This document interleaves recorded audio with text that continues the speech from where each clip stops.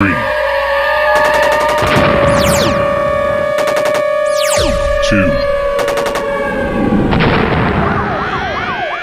1.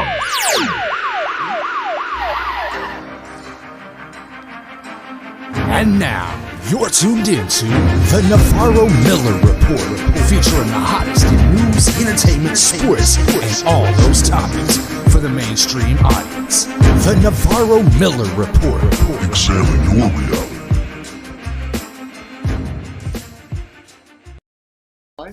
What's up, everyone? Welcome to the Navarro-Miller Report. I'm your host, Dave Navarro. I'm Jeremy Miller. And today we have special guest co-host, which her camera is not even showing. There she is. There she is. She was scaring me there for a second. I was like, what happened to her? We have special guest co-host here, Raquel Buchanan-Gasio. She's a psychotherapist. So happy to have you on here, Raquel. Thank you so much for being on the Navarro-Miller Report. You are welcome. Thanks, guys. I'm excited to see what we're talking about today. Well, we got Glad a lot of to have stuff. you. We definitely have a lot of stuff to talk about today. I'm also streaming on TikTok live right now. So anybody that's on TikTok watching this, go ahead and check out the link in my bio to check out what I'm watching. What you guys can't see I'm doing on here because it's only showing me. Go ahead and check that out on YouTube. The link is in the description for that. And for everybody out there, just another want to reiterate an announcement that we made last episode. We are leaving Facebook Live. We are going to move over to YouTube. So make sure you subscribe to our YouTube channel for this live show that most of you probably hate or enjoy. Either way, we don't. I think after today they might Tune actually in, whether you hate us or love us, just tune in. We're all one way or the other. So, but in starting this brand new episode, I wanted to go ahead and show you guys this hilarious TikTok video. This is couple goals right here. Let me tell you, this is real couple goals right here. So go ahead and just enjoy this. This right here is, yeah. You said we were gonna smash tonight, but you ate that last apple pie. And now your stomach isn't feeling right. I told you that didn't smell alright, and now you're pooping your life away. Oh my God, shut up! Oh, you're pooping your life away. Better not be posting this. Yeah, you're pooping your life away. You're pooping your life away, baby. And now we can't smash, cause you got hella gas. You better wash your ass. You know it's not cool, but what else can I do? And the song just goes on and on for a while. Talk about couples goals right there. You could hear his girl behind the door. That was the best part. That was the best part. I mean, his song's brilliant, but that was the best part, was her just, would you please stop? Just stop. Shut up. I hate you. Stop. Oh my God. I love her reaction. Raquel, I mean, your opinion on this video, and would you want a guy that you're seeing just telling the entire world on TikTok that you are pooping your life away, which is a catchy song, actually. You know, they say that love hurts, but really love stings. No pun intended. Good or one. pun Good intended. Yeah, definitely. Oh my God. Yeah, you gotta love these TikTokers. There's just so much talent out there. This guy has a full page of him just going at it, just like there's one where he's talking about his girlfriend taking too long because they have to go somewhere, and she's like doing her makeup while he's like singing behind her. So that it's just, Oh God, if they survive his success, they're a strong couple. yeah. Oh yeah, most definitely. But in talking about couples, actually, and Raquel, I'm definitely gonna want to hear your opinion about the following TikTok video that I'm gonna post right now. This right here has to do with something around your realm of expertise, which is a lot of you do a lot of couples therapy and things like that. And this right here is definitely something that, I mean, many people don't know whether or not this is something. It's been argued. So let's just go ahead and take a look. mean to be a man? It means that no matter what you do, it's never good enough. We're supposed to pay for dinner. We're supposed to open doors for them. We're supposed to help them carry heavy stuff. We're supposed to call them ma'am. And nowadays, that's insulting. It means your mental health does not fucking matter. Male suicides make up 3 times the amount of female suicides. I was in the hospital for 11 days on suicide watch. They put me in counseling for maybe 2 months, and then they just sent me on my way. And guys don't open up about their problems because nobody fucking cares. You're just told to get up and walk it off. So why even bother opening up about it, right? It means every time you meet a woman, she automatically thinks that you could possibly be a predator and they have to carry pepper spray and tasers to defend themselves against you. No matter how good we are, a woman could easily just divorce us, take half our money and our kids. If you're unhappy in a relationship, that's your own damn problem. But if a woman's unhappy in a relationship, that's also your fucking problem. Basically, you better be able to provide or you're a loser. I mean, what is your opinion on all this, Raquel? Geez, anything that is leaning to the gender, either side of the gender spectrum is really hard for me to hear, because I know that this is not only just a gender problem, it's a people problem. And that in general, and when it comes in relationships, we don't take a lot of personal accountability. And that's a lot of the problem in the relationship. However, I'm a feminist, 100%. I'm a new wave feminist, intersectional feminist, but I love men. I do believe that men have been affected by feminism as well, and that we are all products of the same system. So it's not only, women who are at a disadvantage because of patriarchy, but men fall right into that too. Gender norms, the things that they have to be, like the video said, that suicide is the 3rd leading cause of death in men ages 19 to 27. This is a serious issue and a huge epidemic. Another video that I watched that's truly impactful, a documentary, it's called The Mask You Live In. It will bring you to tears. Every man that I've ever shown walks out of this showing crying, because it shows how vulnerable men are to depression, irritability, crime, because of the way that we're socialized. Not us, obviously. Well, men. I'm not one of you guys.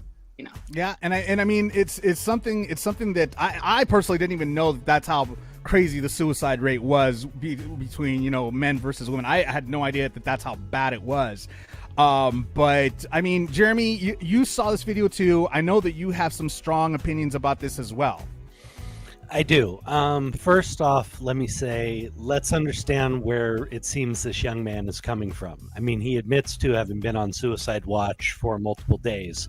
This is a young man who has been hurt, who is very disillusioned, who is, coming from a very specific place.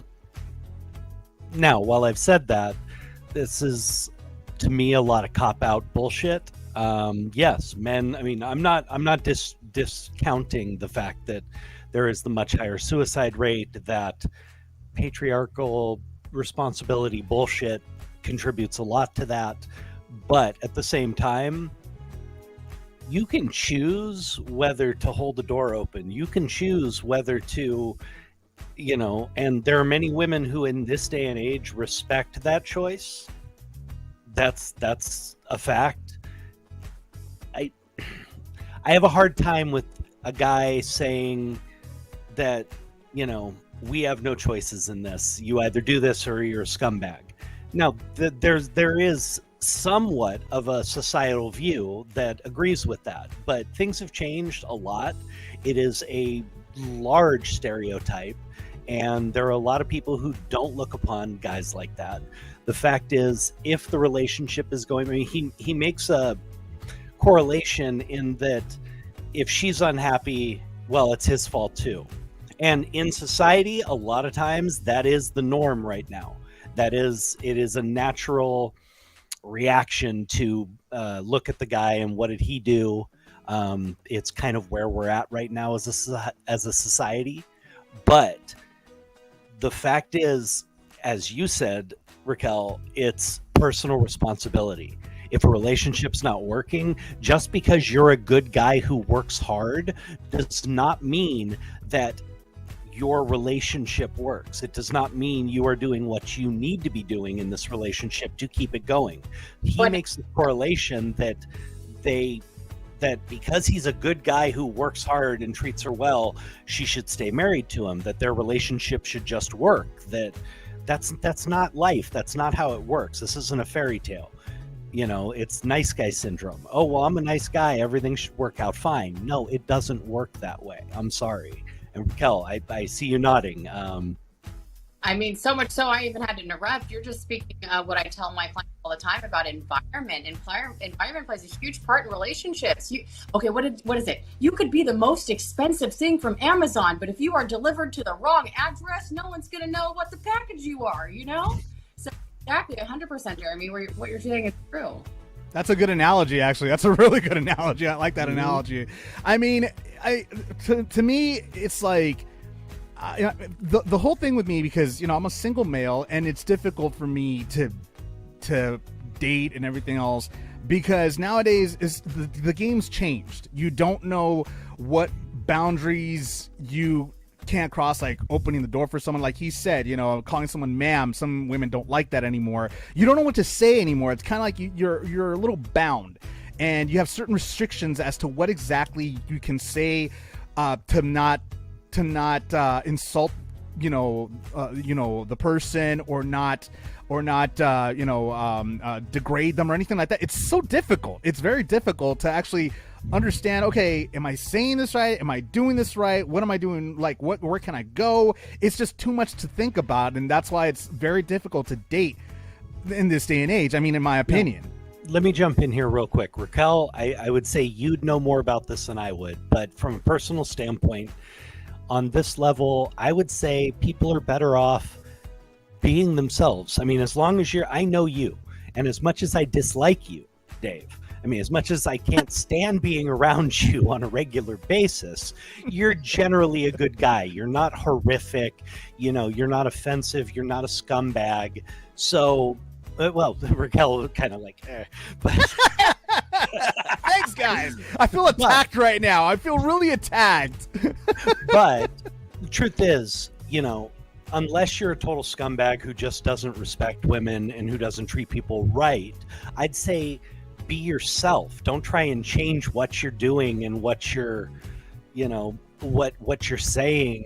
If what you say naturally and you think is not a problem, as long as you're not being offensive, as you're not being a horrific person, then why would you change that in the first place? If they don't like that, they weren't for you in the first place. You guys aren't going to meld. So, true. I mean, in general, Raquel, please kick in if I'm wrong. I have a group that I admin for therapists who want to date other therapists, and I'm just surprised at some of the topics that come up. One of the topics was this, in fact, was a male on the group had presented himself in a very brash way. I've had other interactions with him online, so I kind of knew that was with his wheelhouse and his personality. And some other women had kind of the same joking, like flirtatious banter back and forth. However, new women started coming in and they saw his behavior and they were appalled. They're like, how dare this man say this? Well, this man had been in the group for probably like 6 months already. He had a rapport with the entire group, and this person after three days is coming in and saying, how dare this man say this to this woman in this group? Well, these two particular people had already been interacting online for months, right? So you're walking into this existing interaction pattern of being that some people are okay with and some people aren't, and it's about compatibility. I even say, listen, if you are a racist SOB, there is another racist SOB out there for you. Like, if you like to in the chandeliers and wear bunny costumes and be chased by Batman, by all means, there's someone who wants to dress up like Batman. Like, it's happening for you. Whatever you want. And you know what? That's actually very true, because I go back to what my mom used to say to me when I was younger, and she would get a little religious. Son, get out of the bathroom. Besides that, where'd all the conditioner go, Dave? More along the lines of you'll go blind if you continue to do that. More like you'll go blind if you continue to do that.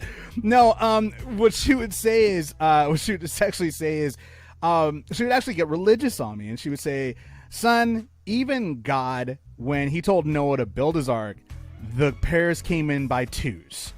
There's always, even the animals had a couple, had somebody coming in. So there's always somebody for somebody in this world. She would always say that. And I still think that to this day, that there's always somebody for somebody in this world. There's got to be. No, you're what did you call me yesterday? You called me a growth? Or no, you called me appendage. An appendage. Your brother called me the growth. He asked what he was to me. I said an appendage. You know, I'm an appendage to him. How do you like that? That's beautiful. That's a great friend right there. Anyways, so, but yeah, I mean, it's tough all around. I mean, Raquel, like I said, you're the professional here. You know about this. I mean, hell, you've even the dating for you has been tough as well. Even as a psychotherapist, it's still hard on you as well. Even though you know, I mean, how hard is it for you? Even though, like, you know the mind of a person that you're gonna date. I mean, how difficult is that for you to try to separate? Okay, I could analyze this guy a mile away and know exactly what he's gonna think, do, and say before he even does or says it. I mean, does that kind of like take away some of the flavor, some of the romance out of it? I mean, you're like a psychic. You already know what's going to happen before it happens. You know what? I used to not be able to understand this in dating, and now I do. And that if you know something about someone and then they confirm that, it's validation and emotional closeness. So when I see something about someone, if I know it to be true for whatever reason, if I bring it up and they're like, you know what? Yeah, that's it. It makes me feel a lot more emotionally close to them because there's honesty there. There's transparency. You know, it's sort of like if you have something in your teeth, your friend should probably tell you. You know, like it's one of those things where if you see something, say something. And in relationships, that's important because you don't want to be sweeping things under the rug. So if someone can pass my analysis, my Rorschach tests, right, then we're good to go. Nice. That is a beautiful answer. No, truly, it really is, because I've never thought about it from that perspective, that it might actually bring you a certain level of closeness in that there's an understanding there. I honestly never thought about that from a psychotherapist perspective. So that's amazing. Wow, thank you for bringing that up.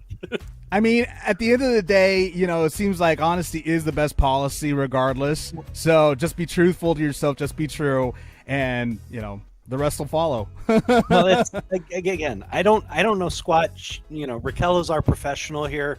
Everything I'm saying, guys, please take with a grain of salt. It only comes from my recovery experience, which has a lot of basis in psychotherapy and a lot of other stuff. But it really is. I am not a professional. I'm just giving my advice. Take it or leave it, you know, and do your best with it. That's all I can offer. It's just coming from a perspective of recovery. Right. Well, the interesting, and I tell everybody, is that I was saying this stuff before I was a professional, just nobody listened to me. I haven't changed. Same thing. That happens. But in talking about recovery, actually, in entertainment news, Jessica Simpson celebrates 4 years of sobriety, and she shares an unrecognizable picture on Instagram that, my God, like when I saw this, I was like, this is really her. It doesn't even look like her. Here's a picture. I'm posting it up right now. That doesn't even look like Jessica Simpson. That is insane how different she was. She went ahead and she captioned it. This person in the early morning of November 1st, 2017 is an unrecognizable version of myself. I had so much self-discovery to unlock and explore. I knew in this very moment I would allow myself to take back my light, show victory over my internal battle of self-respect, and brave this world with piercing clarity. Personally, to do this, I needed to stop drinking alcohol because it kept my mind and heart circling in the same direction, and quite honestly, I was exhausted. Jeremy, you are in recovery. I know that this hits close to home to you. What are your thoughts about what she said and just the change that she's going through? Do me a favor. I'm going to toss this to Raquel for a second.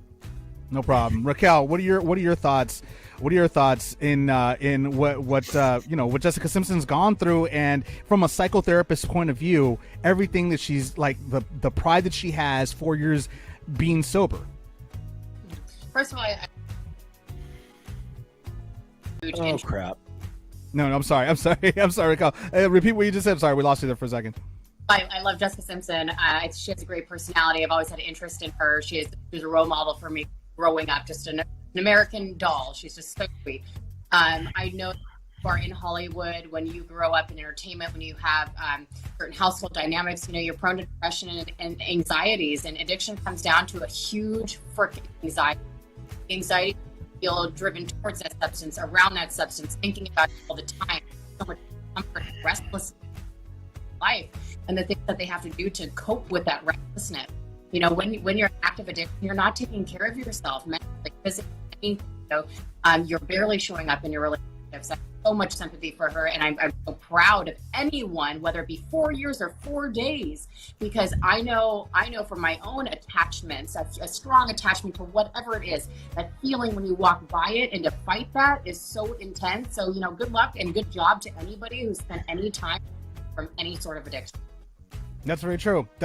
And I agree wholeheartedly. I mean, very proud of Jessica Simpson. She's gone through a lot these past few years.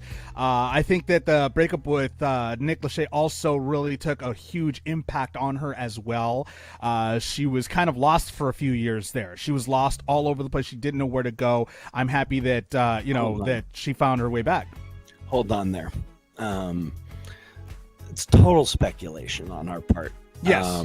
Don't go there with an addict, with an alcoholic, with anybody suffering from. Don't go there. Don't try and speculate like that. A breakup is always hard, but who knows if that's what really got her to where she is. Let's not go down that path. True. I'm gonna try and keep it together here. That picture, whew.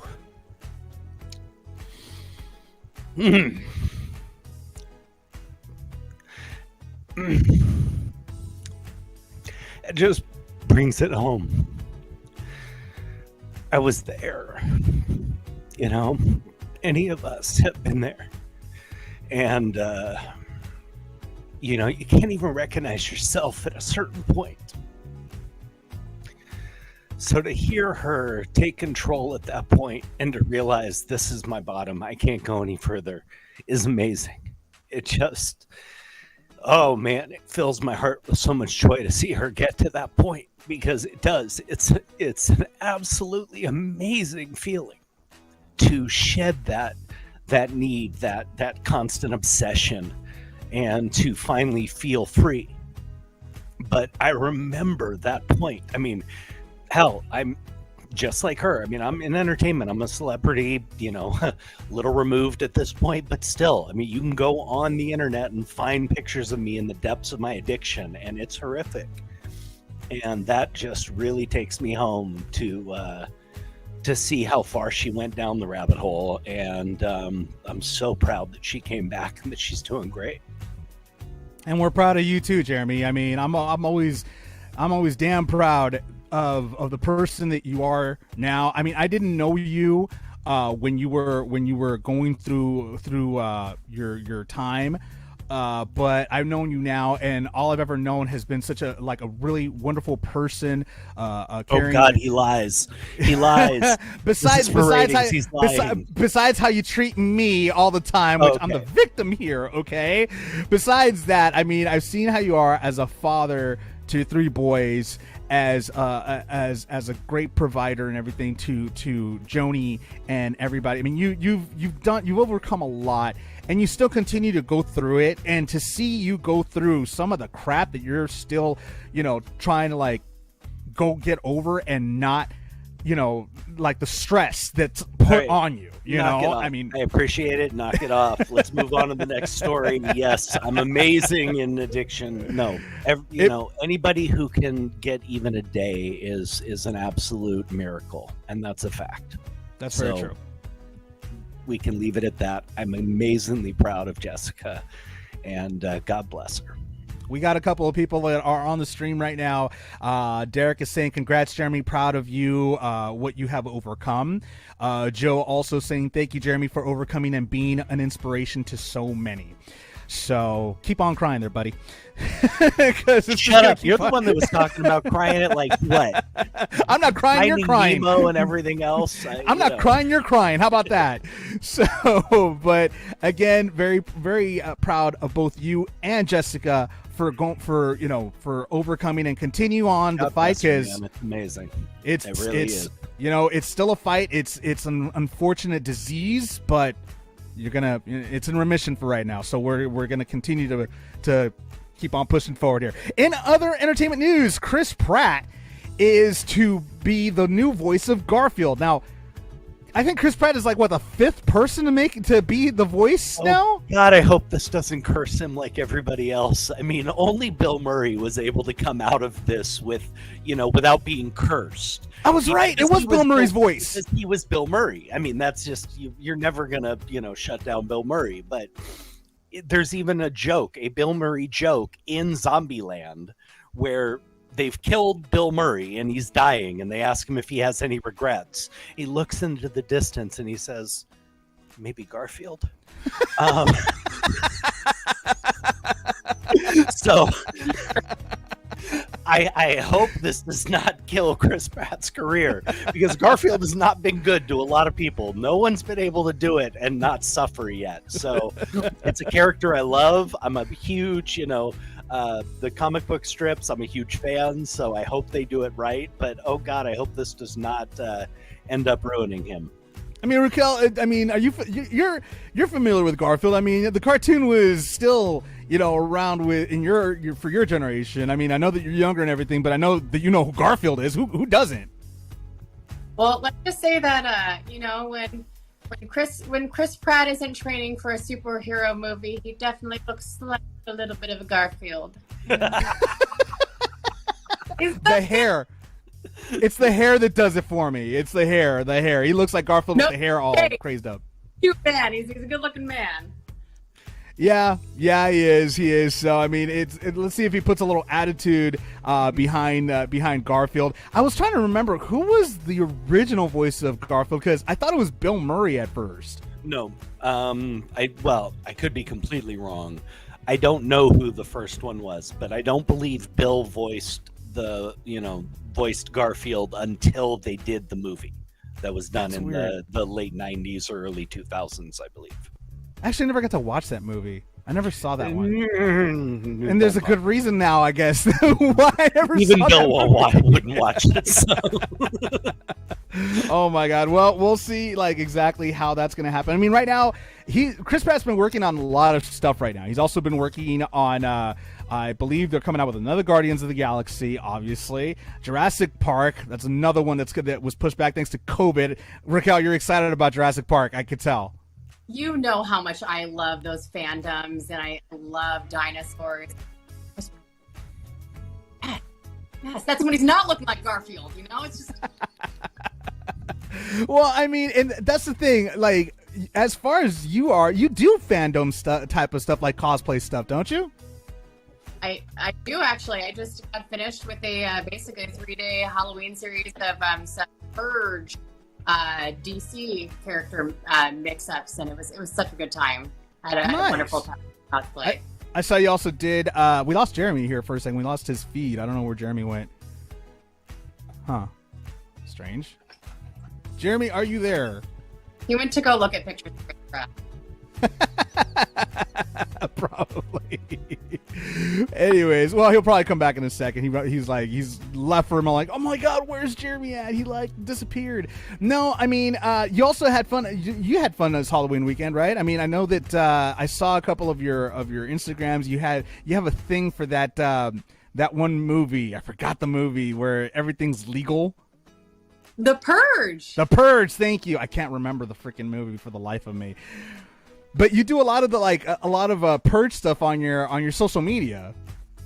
Yeah, absolutely. So the social media content that I make centers around mental health, Around the Halloween time, that's really when I get into the cosplay. It's an interactive event. We talk about the intersections of crime, mental health, social justice, pay attention to different policies within our government on how we handle mental health issues. I talked a little bit about battered woman syndrome in this last couple of days for this Halloween event, this interactive event on social media. And so it's a good opportunity. This idea of the purge was centered around, how do we contain people's anxieties? How do we contain their frustration in politics? And they believed, well, if you let people do all crime for 12 hours, it's going to be okay. So kind of using that same spin and taking that idea and educate the public about mental health and crime.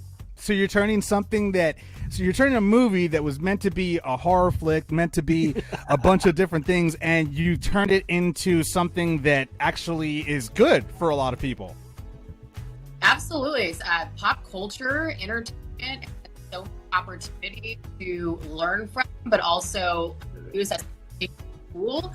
And so I love integrating those aspects of Hollywood and entertainment into my classes, into my clients, into just everyday education, because people understand, giving examples of characters in movies, and then they're like, oh, I get what PTSD is because I see it now. So I love helping people understand complex issues in such accessible ways. Well, you're making it more like, wow, this is really crazy. They're not expecting this. They watch something that they're thinking is something else, and then it completely blows their mind. It's unexpected for them. So that's actually really cool that you're doing that, to be perfectly honest. I mean, I always watch some of the stuff that you got going on, and I'm just like, man, she's crazy. This girl's crazy. Something's wrong with her. She's a psychotherapist. Be nice. Take the therapist out of there. She's a freaking psycho. No, I'm just playing. No, everything you do has purpose. So that's an awesome thing. We have the psychotherapist, right? Yeah. We're good with that. In other news, Kal Penn, who plays Kumar in Harold and Kumar and the White Castle and everything, he has come out as gay, and that's something that surprised the heck out of me. I didn't even know that. And I read it. I was like, "Wow, this is crazy." I had no idea that he was. And apparently, he's also, not only has he come out as gay in a book that he wrote, but he's also engaged to his longtime boyfriend of 11 years.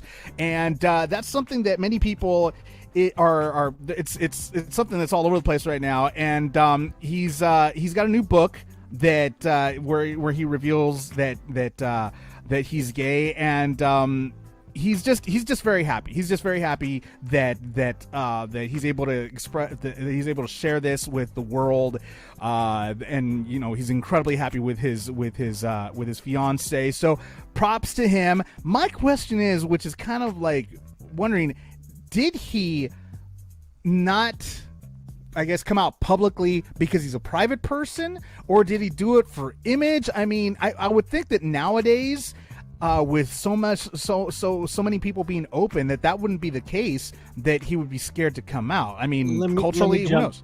Let me jump in here for a second. First of all, it doesn't matter. I'm sorry, it doesn't matter why he kept it, to himself, whether it's a cultural thing, whether it's a industry thing, it really doesn't matter. That's his business, and whatever reason he felt it was necessary, that was why it was necessary. I'm a little disappointed that we're still at the point in our lives and in this country and society that this is still a big deal. That it's a huge deal that oh my God, this guy's gay. But to me, I couldn't give a crap. God bless him. I'm glad he felt comfortable coming out. But it's, at this point, it's like it's no different than, to me, some guy going, "Oh, I like girls." Okay, cool. I don't. I'm really disappointed that at the point, this is still a major news story in 2021 that there's a gay man. Oh wow, that's a shock. I just don't. I'm proud of him that he felt comfortable to come out and everything else, but the fact that this is a news story actually says bad things about us, in my opinion.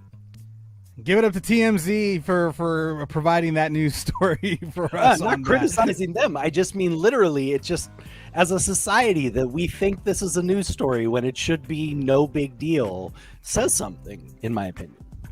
True. Raquel, what are your thoughts? I mean, I am the same for Jeremy, but all the reasons, there are multiple reasons. I once saw a TikTok recently that was another person who was saying that not everybody has to know you like that. Not everybody has to know you at that capacity. Not everybody's worthy of knowing you like that, which is totally fine for people to stay in. But I just got to say that, to his partner, shout out. I'm sure that makes his partner feel wonderful. That that he loves this person this much that he's willing to make that commitment publicly and say, I'm not ashamed, I'm with this person and I want to share my life with them. So I bet his partner's overjoyed. So good for you guys. Yeah, very, very true facts. I mean, I think that the other thing possibly with this could be, the reason why a lot of news outlets are reporting this is just for the shock value of it. Trying to see what people are going to say about it, what people are going to say, whether it's positive or negative.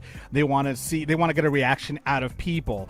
But now it seems, like you said, Jeremy, now it's become so actually we have a couple people that are commenting. Derek says, this day and age, it shouldn't be news anymore. That's true. That's very true. And that's something that many people are like, okay, it is what it is. Joe says, amen, Jeremy, next subject. So, Derek also just said right now, I suppose it could only be news in the sense it could help someone who is struggling in deciding to come out or not. But at the same time... That's a great point. Thank you, Derek. That is a really good point, in that him sharing it and making it newsworthy does provide somebody with that avenue and lets them know that it's okay and it's possible. So that is a really good point. I agree with that, but I also I go back to my original question that in this day and age, that shouldn't be an issue for anybody to come out anymore. If you feel a certain way, if you have a certain way about you that you want to let people know, let it out. Let it out. As long as it doesn't hurt anybody. Come on, you be you. Who do you want to be? Can I ask Jeremy a question? Because I started to get back in streaming, and I recognize that streamers, are little sections of entertainment, and we have personas. Could it possibly be because he's been instructed not to say something like this or to taint his image? That is very possible.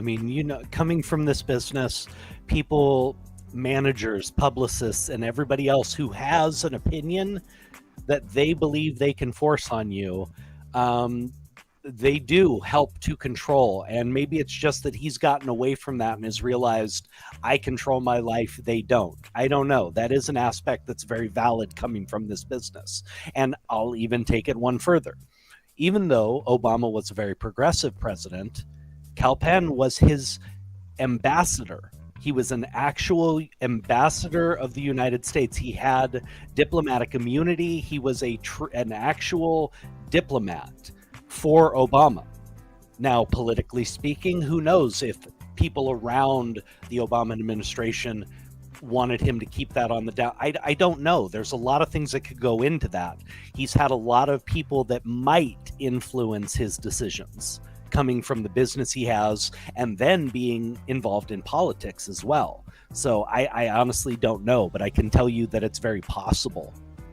And I remember that too, when he left acting for a while to be a part of Obama's administration at that time. I remember he was doing that one doctor show that was on Fox, and he left that show. He was actually starting to really get up there, and suddenly just he said, "Hey, I'm leaving for a while because I've just been asked to be a part of Washington." He didn't say who or what at the time until we found out later on. I'm like, oh, that's why he left. But you never know. Sometimes they're publicists, they're like, okay, we have to feel it out. We have to make sure that people will respond in a positive way and blah, blah, blah. Let me take it even further. There is nothing you see on the internet, on social media, or otherwise about 99.9% of the celebrities and entertainers that is real. It is a crafted image There are some entertainers out there who have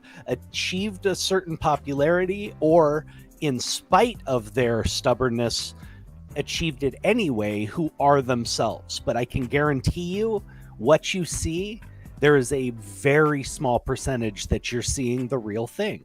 It's a cultured and sculpted image to give them the best chance at making money and being successful. That's how this business works. They did it to me at a very young age.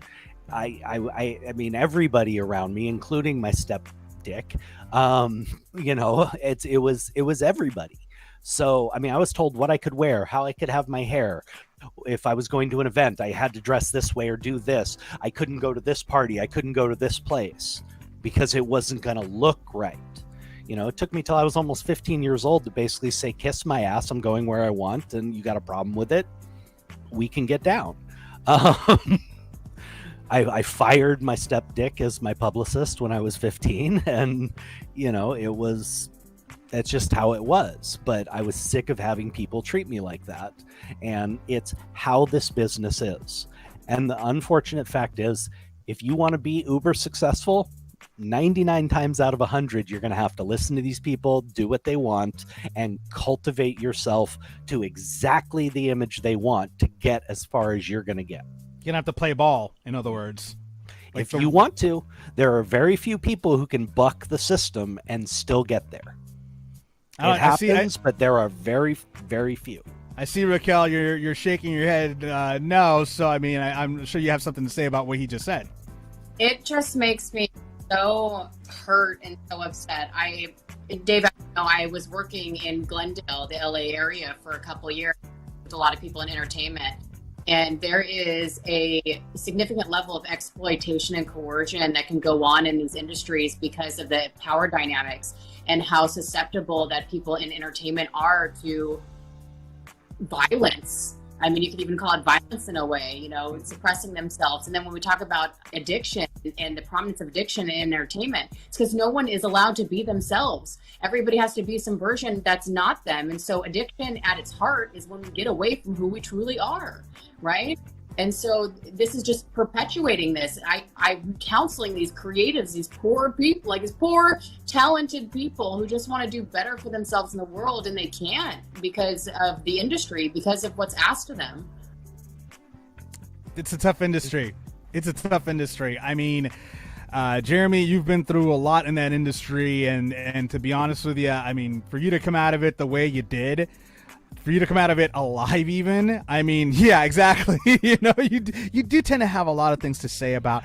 And I don't know what you mean. Right? I'm very subdued. Well, if you don't know what I mean, the next subject should really go ahead and have you say a few things. In other news, right now, as we speak, the Supreme Court has heard the Texas abortion law arguments. And right now, the Texas law is known as SB 8, would ban most abortions at about 6 weeks when a fetal heartbeat may be detected. The justices are hearing arguments in two cases over whether abortion providers or the Justice Department can mount federal court challenges to the law. Now, this has been a very touchy and heated subject all over the nation, possibly even the world, that Texas would even be considering something like this. And Jeremy, I know that you have like hold on. Being that this is an issue that honestly, and I'm not pandering, I swear to God, this is not an issue any man's opinion counts more than a woman's. Can we please address Raquel first? I'm allowed to have opinions on this, and believe me, they are vehement, but there's not a single man's opinion in this world that matters on this subject more than a woman's. So the only reason why I was going to you, because you look like a kettle that was already blowing like smoke and whistling like crazy. It's gonna boil over, but please. But I would really like to hear what Raquel has to say. You are right. I mean, Raquel, as a woman, I know that this must be something that at the end of the day, it's a personal matter for many women, and I'm sure that you, as a feminist, you also have something to say about this as well. So after I go out of town, have casual sex as liberated women do with a liberated man, who buys the morning after pill? I do. I've never been offered, hey, honey, here's $25. Go buy yourself, for half. Right. So it's been put all on the female to take responsibility for something that takes two people to have. When we talk about criminality and criminalizing abortion and things like that, where's the dad? Why aren't we asking dad? Why aren't we imposing anything on the person who impregnated this person? At another capacity, I am a religious person. I grew up in the church. I have my personal beliefs. I believe that we will never know what we will do unless we're in that position.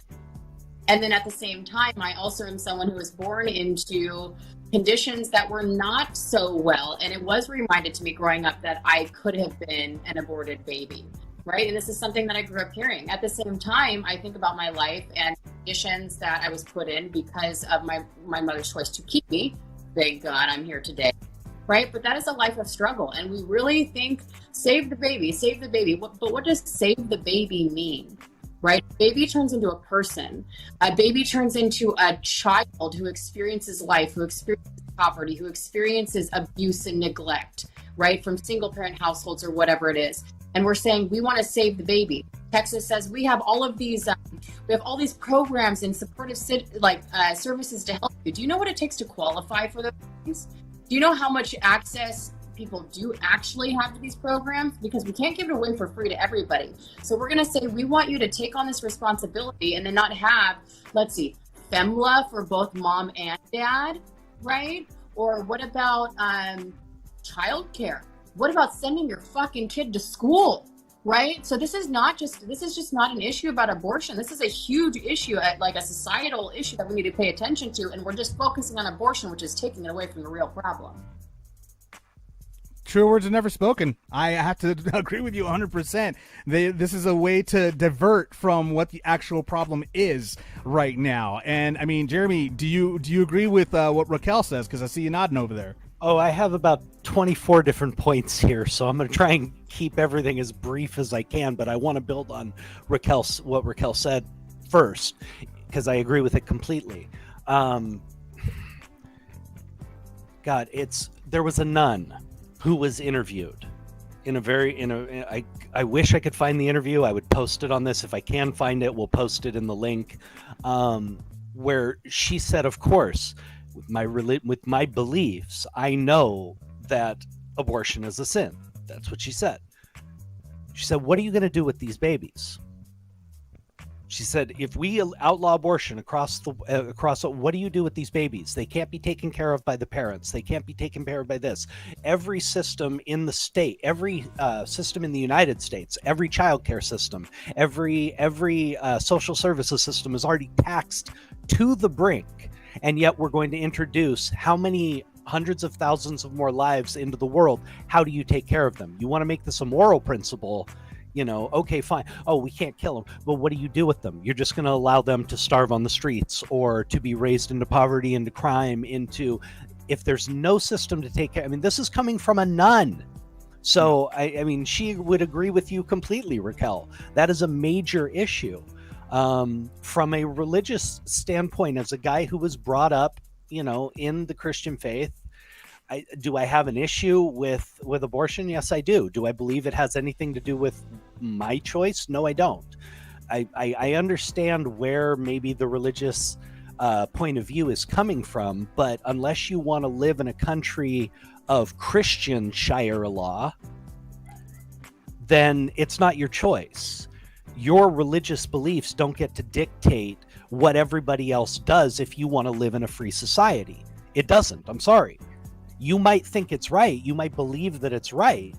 But unless you want to live in the Christian version of Sharia law, which is the Muslim law that, dictates every movement a person can make in a Muslim controlled country, you're not living in a free country.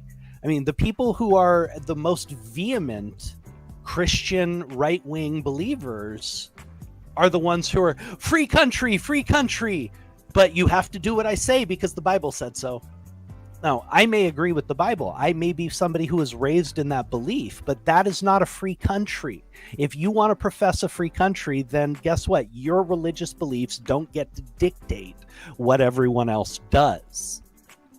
And we have Joe just commented right now saying, you never hear the religious right solution for loving and caring for the unwanted unborn. Amen, Joe. That's actually really good. That's actually a really good point. I mean, I come from obviously I come from a religious family. I'm not practicing my religion that I was baptized into, but I was told for the longest time, hey, abortion, is wrong. You could be damned for 7 years or something like that. It was just a bunch of stuff. But at the end of the day, I always ask myself, I'm like, well, my question is, what if it was, and this is a question that many people have asked, what if it was a rape? What if it was something like that? I mean, it's right there. No. I wouldn't know what to say about that. That's a difficult one. Get in there, Raquel. Let me speak on this. So what they actually find is that you're taking worst case scenario and you're going to appeal to people's emotions. That does not work. Most abortions happen to mothers who've already had one kid. Mm-hmm. They've already had one kid and they've identified, I can't have another one. I can't take care of myself, or the quality of life for me and this person is going to significantly be impacted. Or even imagine this. Imagine growing up and your parent hates you. They resent you. This is an emotional toll that comes on people, right? So we need to think about not the worst case scenario of this rape situation, but real life and what that looks like in practice. We need to get real, not trying to appeal to people's sympathy, these dead baby images. No, let's think about people who are struggling with mental health issues, with criminality, with low self-esteem, with thoughts of suicide, because they come from these conditions where let's say there was not an option.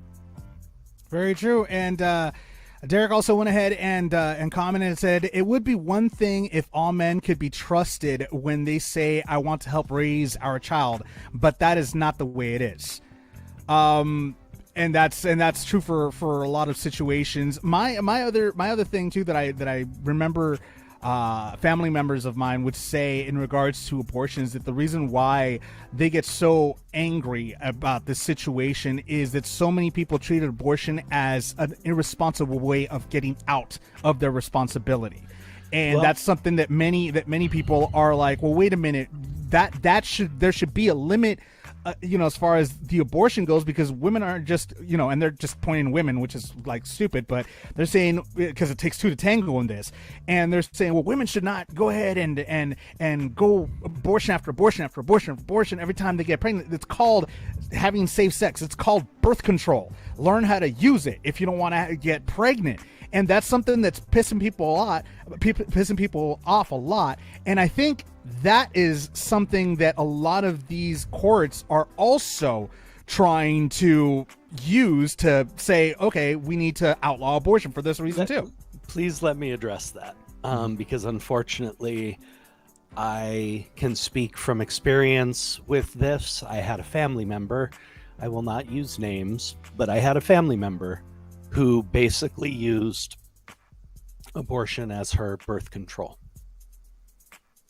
She had, I want to say, at least 7 or 8. She was wildly promiscuous, drugs, alcohol, and it was her version of birth control. It was not I can't, it was literally her version. But I want to believe that is the minority of the cases, as Raquel said. The data has proven that the majority of the cases are people who have had a child already, who have thought this out, who have had to look at the bare, cold facts of what it takes to raise another child.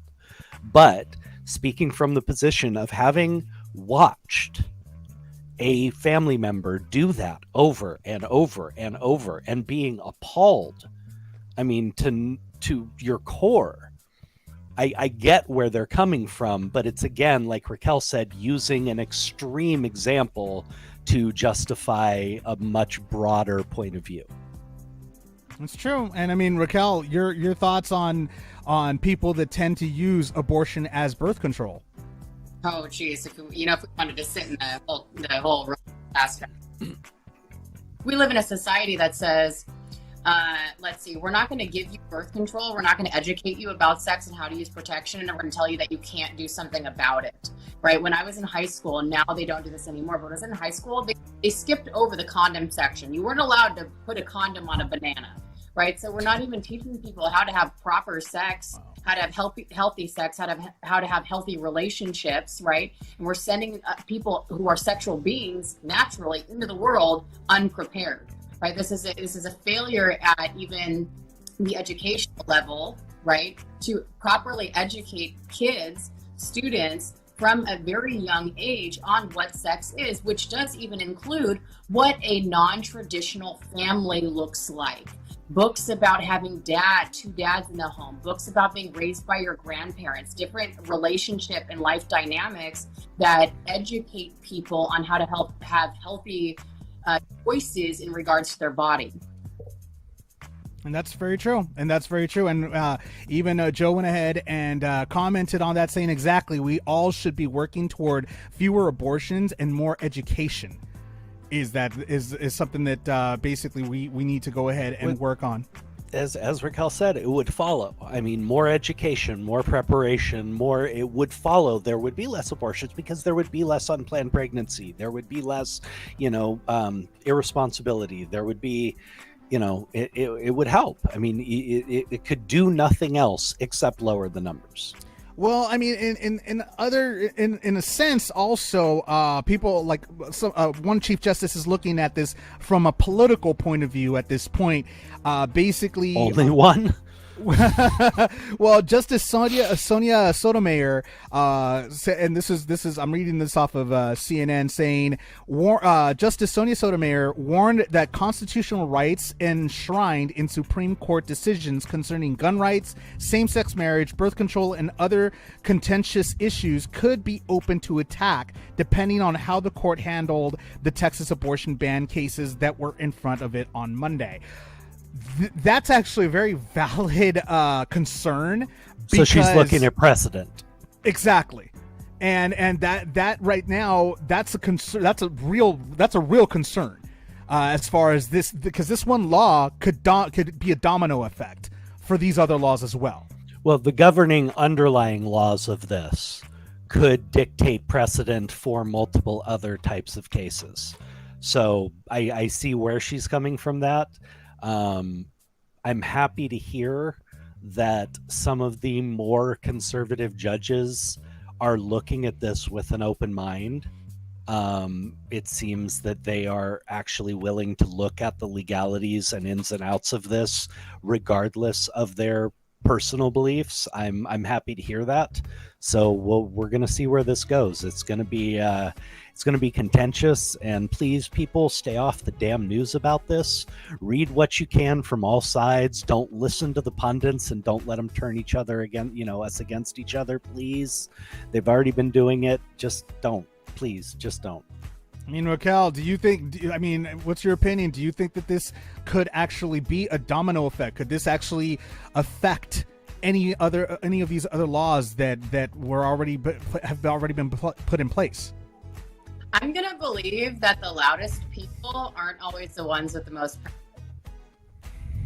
That's true. They bring a really presence. We saw this in the elections, especially in the area of California that I'm living in. We saw a very red presence, and it didn't show up.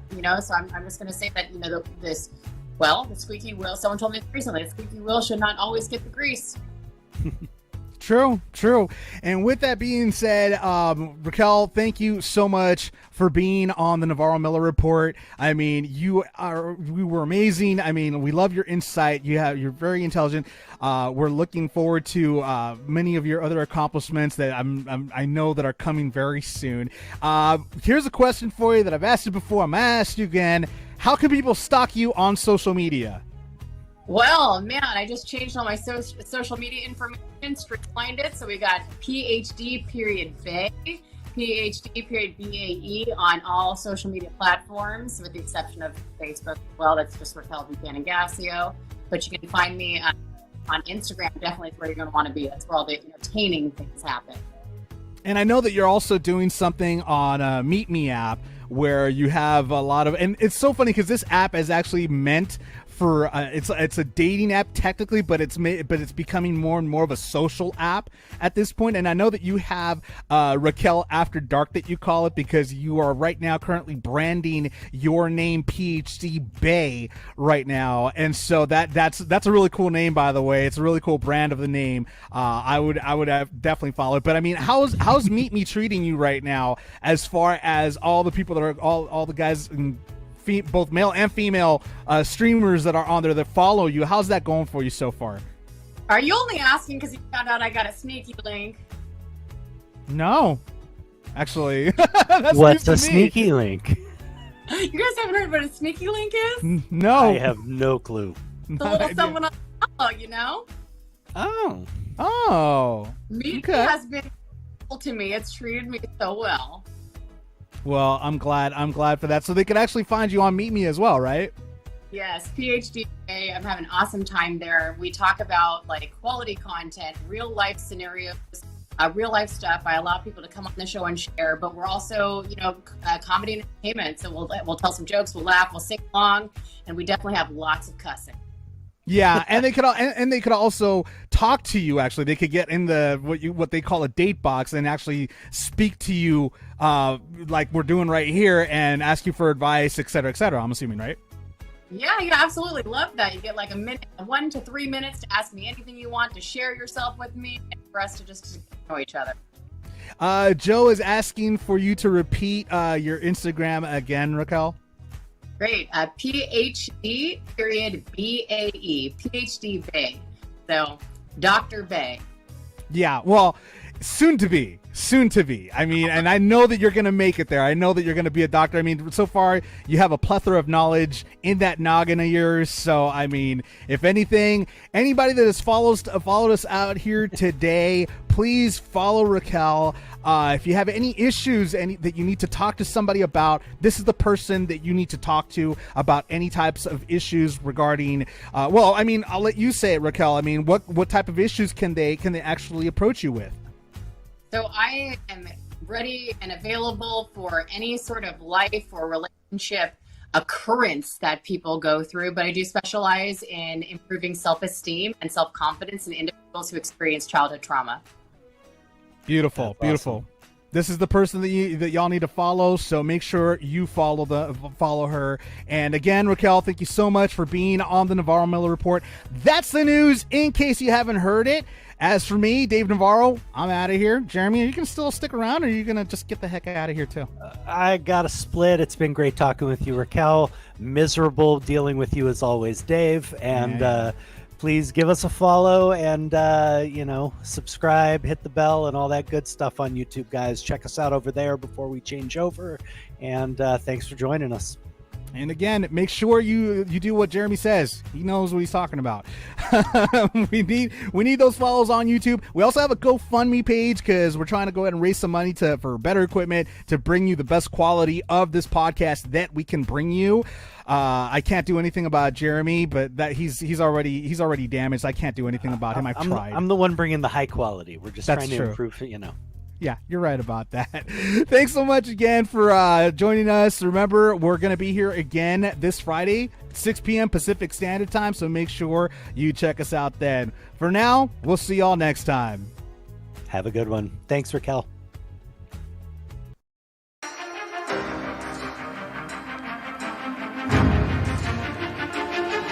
You have been listening to the Navarro-Miller Report.